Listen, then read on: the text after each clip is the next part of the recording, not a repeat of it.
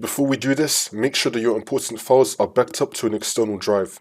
For the first step, you want to go to search and type in reset this PC. Click on it.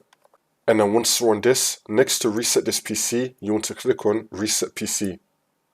We're going to completely reset Windows 11, so you want to select to remove everything. We're just going to go over local reinstall. Select change settings. You want to find clean data, select yes on this. It's going to clean the whole drive. And then confirm.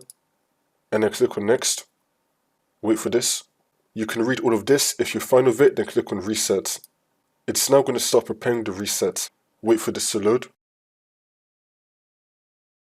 It's now going to restart your computer.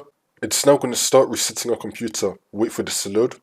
Once you go through all of that, it's going to take you to a screen like this. There's going to be a bunch of steps that you need to follow. Just go through all the steps, click on next, keep on going.